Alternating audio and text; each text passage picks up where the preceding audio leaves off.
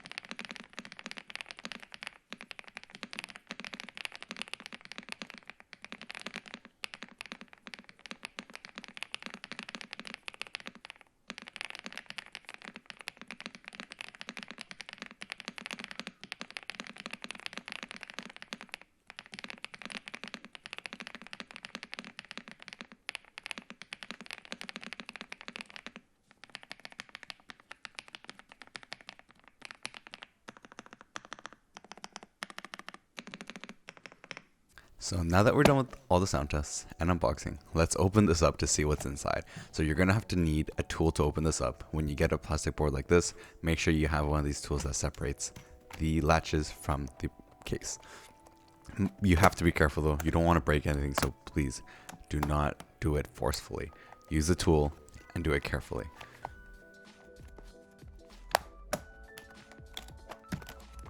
One of the things I do not like about plastic cases is the fact that it usually is latch based, so it does make me worry quite a bit. But as you can see on the bottom, there's a silicone padding, and it is a little bit tough to get out because there is that USB dongle portion there in the case, and it actually keeps the whole PCB and everything in. Now, as you can see, there's a small thin foam on the bottom, and you see right there, so that's where the switches are and everything, which connects to the PCB, or actually not the PCB, sorry, it's going to connect to the bottom controller.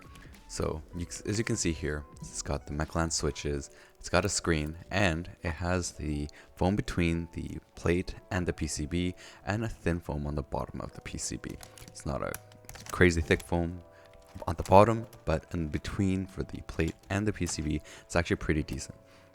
Now, putting it back in is actually a bit tough, so make sure you line it up carefully because you want to get that USB dongle holder to be on top of the PCB where it's going to hold it in. It's an interesting style to actually make this case. I think they could have actually probably just put it on the bottom of the case with the controller, but that's what they did. Now, removing the silicone padding, we see here there's a 4000 milliamp hour battery, so not too bad of a battery size, but it's not going to definitely be a long battery life compared to say something with 8000. Now I'm going to mod this up with some tape mod and some other mods. I feel like as a plastic cased keyboard, it is a bit lighter feeling, and as well as the sound was a little bit higher pitched. That's not due to the case, it's just there's a lot of empty space. So I'm going to put about 2 layers of tape on it, and I'm going to put some sound dampening on the bottom of the board. So let's get the tape in and the sound dampener at the bottom. So what I did is actually remove the silicone, and I'm actually going to put it underneath there, just because that's where all the hollow empty space is, and I'm just going to fill it up with this foam.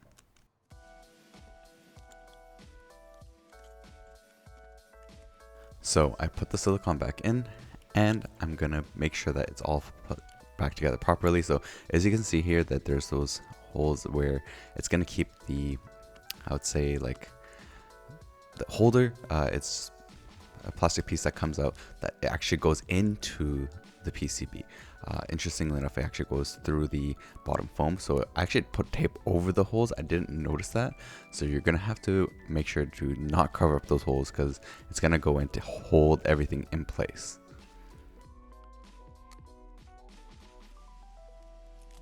So as you can see, I noticed this afterwards, and so I started to remove some tape. This is just so that those holes aren't fully covered. Another way you can do it is probably just do it and then just poke a hole in the tape so that you can actually fit it all in. But I noticed it after. I wasn't paying too much attention at the beginning.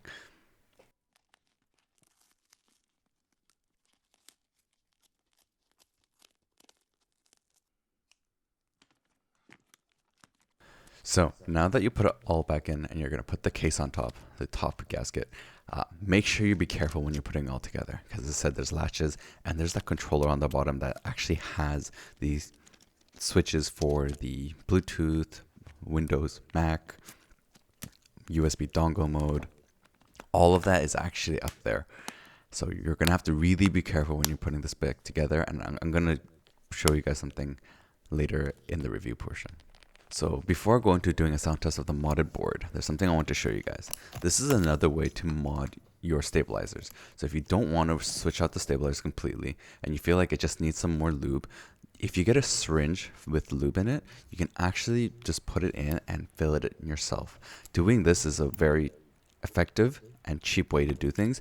Only thing is though, is that this specific mod I find personally does not last long, and the lube doesn't disappear.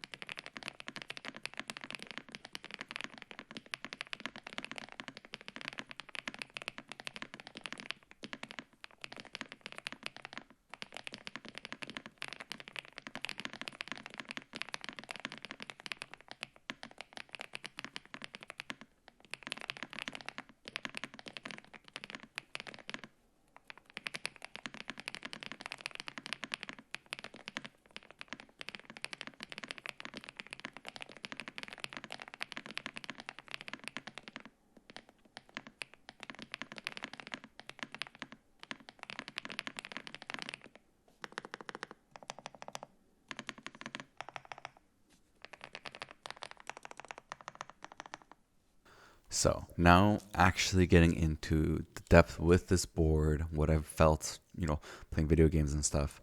But before that, let's take a look at the actual switch. So this is a Mechlands Mint switch. It's not actually sold separately. You can't really buy this switch at the moment. Maybe in the future they will sell it. But this is a pretty nice switch. I think that sounds pretty good. I think it has a little bit of a higher pitch sound, but it does sound quite thocky. I don't mind it at all. Sorry, this keycap puller does not separate nicely, so it's kind of harder to use. But yeah, I mean, in general, there is a little bit of stem wobble play, but the sound-wise and feel, it feels smooth, and it actually is not too bad. Like, I didn't mind this switch at all. I think it was really well built, but because of the way the housing is done and the coloring, of course your RGB coloring, the backlight coloring, is not going to be as accurate. Say for example, if you use white, it won't look really as white because of the blue, so it's going to come out slightly light bluish. But yes, there is a slight stem wobble, but not too bad. It's actually not too horrible. I actually played video games with this keyboard and this switch. I wasn't having any issues. Actually, surprisingly enough, with this specific keyboard, I was finding super gliding quite easy to do. So, not too bad. So, this is specifically something I want to show you guys in terms of what I was talking about earlier. See how the switches are there, and I had actually broke it. And this is why I said be careful when you're putting this back together. So let me just kind of open this up again, show you guys exactly what happened and what it looks like, and a thing that I think Mechlands could really fix in the future. Because like this is something that is worrisome for those that want to modify it, right? Like I'm building this right now for my brother-in-law because I want him to use something at work, and he needs the numpad, so the full-size keyboard is necessary. And in office space, you know, you don't want something too loud, and I wanted to make it a little bit more quieter with a better sound, better feel, a little bit more heft to it. So let me show you guys. So right now I've actually moved the switch to the USB dongle mode, but what happened was it actually made it a little bit separated in terms of the controller. So you can see there, the toggles are actually really thin and very, very fragile. They're very, very thin metal pieces. I think instead of a metal piece, they could have probably went with, from what I've seen like in other boards, a little bit more of a longer, thicker plastic piece, which, yeah, it's not the best situation. Like if you press it tightly, the controller is able to change into USB mode and it'll actually connect everything together. But yeah, I tried to take apart the controller as well to see if I can fix it. The only solution I could kind of figure out was possibly just putting some tape on there to put the pressure and keep the pressure. But this is really not a long-term solution. Unfortunately, it is a very, very short-term solution that doesn't work too well. So I would have to suggest you guys, like if you are gonna take this apart, make sure you do it really, really carefully. That piece is super fragile, guys. There's a reason why they're fit specifically. And of course, you know, as a person that wants to mod, wants to customize their boards, and of course, you know, if you're going to get a keyboard, I want to give you guys different solutions to, you know, mod your boards, right? I want to be able to give you guys an example, show you guys how different it can be. So this is me warning you. Please be careful when you're doing this. Like make sure when you're putting it in, the way I would suggest it would be slide on the top portion first where the switches would be, and then put the bottom in after.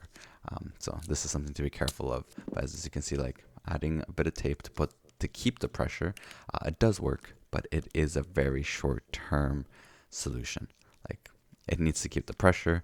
I think another way it probably could have done, I don't have it, is like a clamp that would keep it in. But again, just be careful when you are taking it apart. So as you can see, I have put some tape on there. Make sure to clamp it. Try to make sure it's fully in, and it does work, like as you can see there. So it has kept it, but just be careful. Actually, when I was closing this like this again, I screwed up the switch for the Mac and Windows, and that portion broke too. So this is what happens if you're not careful with what you're doing. Another thing I want to show you guys is the actual controls and the functions. So you see there's an LCD screen. Let me show you guys the backlighting of this board. Sorry that the camera was shaking there. I was actually trying to turn down the lighting. But as you can see here, we can see how the lighting works. So this keyboard doesn't actually come with VIA support or QMK. So we're actually going to have a screen that you have function keys to actually control the lighting brightness. You can control the different colors and the lighting theme. So instead of an actual support for software, it's actually just all built into the keyboard.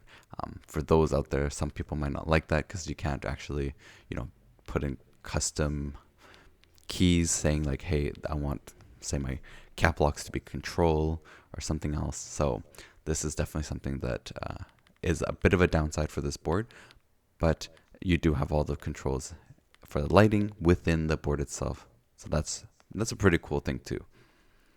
So this board is $83 USD. So pricing wise, not too bad. I would say for $83 for full size, that's built pretty well. It's not too bad. I would say check out the links below, you know, to look at the keyboard more if you're interested. I think for full size, this is not too bad, especially for the fact that it's quite budget. And yeah, I think it sounds really great too. So, what did you guys think of this Vibe99 full-size keyboard? I gotta admit, you know what? For a plastic keyboard, it sounds really good. You gotta listen. Now that is Thock. I have to admit, the LCD screen, it's all pretty cool. In general, though, it's just the pricing, right? Like the piece.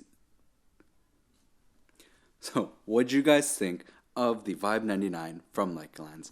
I mean, it comes in 2 different colors, and I gotta admit, it sounds really good. But of course, if you're gonna mod it, make sure to be careful. I mean, I broke the switches here.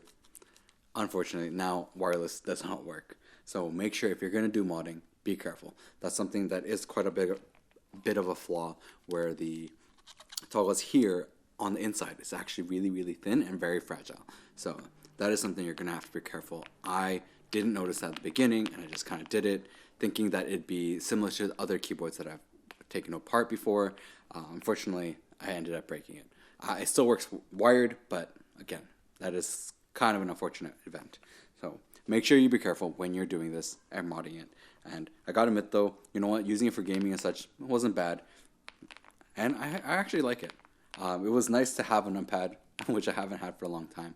But I think I'd still like a numpad on the left side, because I like to use my mouse while I'm pressing in numbers. So, but anyways, thank you guys so much for watching this video, and make sure to check out the other videos I got, and I'll have to catch you guys next time.